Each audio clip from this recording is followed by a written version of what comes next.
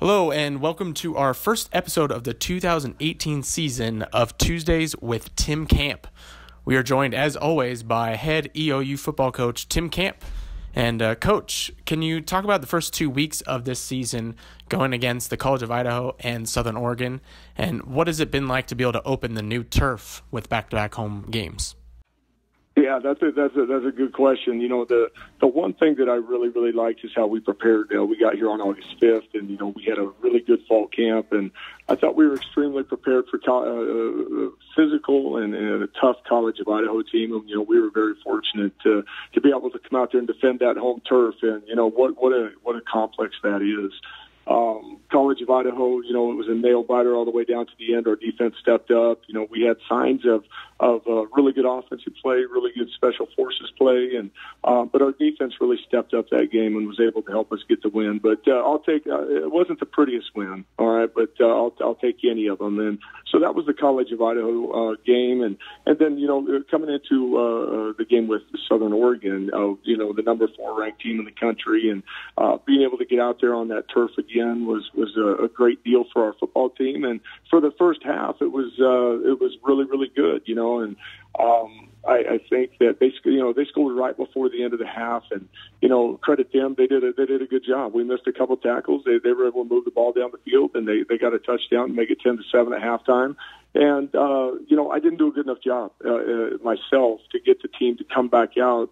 And it was one of those halves where you just didn't want the half to end. You wanted to be able to answer it right then. But at the same time, I got to do a better job of getting our guys ready to go in the second half. We come out and, we hit a couple balls, and then, it turned into we were trying to push it and do too much. And it was a really tight game. We turned the ball over, and you know how it goes. You turn the ball over in the Frontier Conference, you're not going to win very many. And, we were -3 on the day, and, we didn't get any back. So it kind of didn't go the good guys' way. And, credit Southern Oregon for coming out and, continuing to fight and doing the things that they do. But I think it's all about us. We got to be able to offensively, we got to put the ball in the right places at the right times, and in space, and let playmakers make plays. And we don't have to push. We just got to take what they give us. And there was a lot of offense out there that day.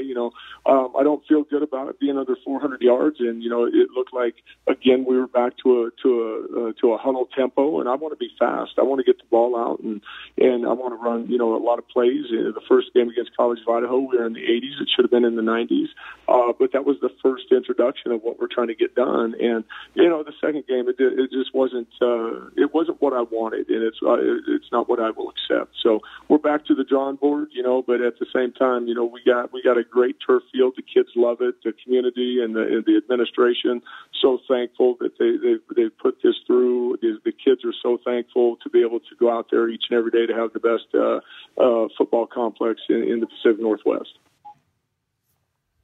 Well, Coach, you touched a little bit on some of the adversity that the team faced in both the games, the win 24-21 against C of I and against Southern Oregon as well. Against SOU, it was just a few plays that really changed the game and then kind of created a snowballing effect. How does the team work to be able to kind of overcome that adversity earlier and not allow it to get to that point where it's a couple big plays in a row that really changed the game? Right. I think it's all about execution.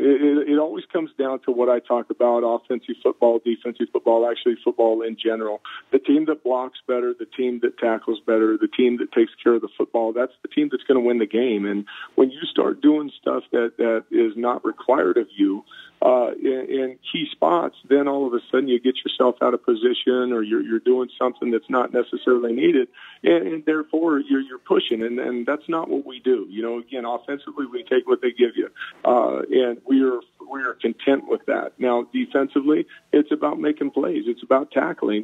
We did a better job in the College of Idaho game. We missed 8 tackles in that game, and against Southern Oregon University, we're almost at 20. So I think if you just look at those things right there, it just comes down to being able to execute, play good football, and doing your job. The one thing I was proud, we ended up with 6 penalties in that game, and that's a much more and a better disciplined football team. But at the same time, I want to be able to be that team that can continue to take the fight to people, and the team that can continue to dictate the game.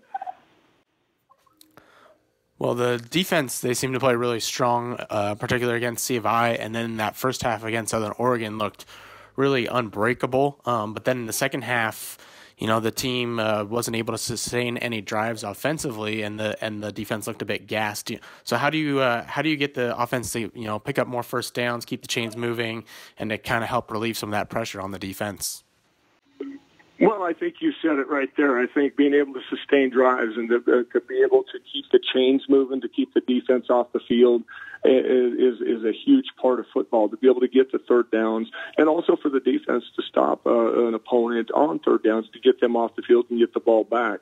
That's the key to the type of football that we want to run, and just about everybody in the country wants to run. It's ball control. We can't score if we don't have the football, and those are the key points that we try and make each day to be able to value the football. And then when you get the football, let's do what's within our offense. No more, no less. It just takes your very best, the ability that you have, and do it the very best of your ability is what I'm trying to say. So again, I think that we start pushing a little bit, and we kind of got out of our comfort zone, which is good. You got to get out of your comfort zone a little bit, but at the same time, as you lose a game, you got to make sure that you're coming back and you put a better product out on the field. Well, Coach, you got Montana Tech, a very tough Montana Tech team coming up that's receiving votes in the NAIA poll.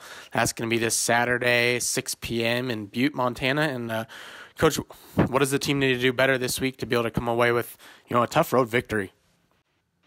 Well, you got to travel well, and we've been doing different type of mock walks and trying to get these guys ready to get on the bus. It's going to be the next best bus ride ever that they have to get into another state and to be able to showcase Eastern Oregon football.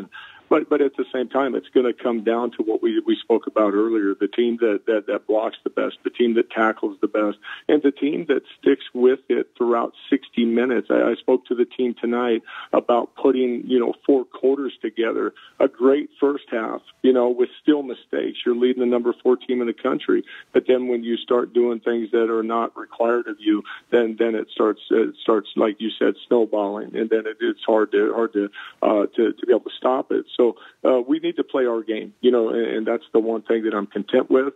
Our style of football plays well in this league, and being able to make plays when your number is called, that's going to be the storyline of this game. And again, a very tough Montana Tech team on the road. All the Frontier Conference schools are tough, but the last time I checked, we were pretty tough too. So it's going to be a great matchup.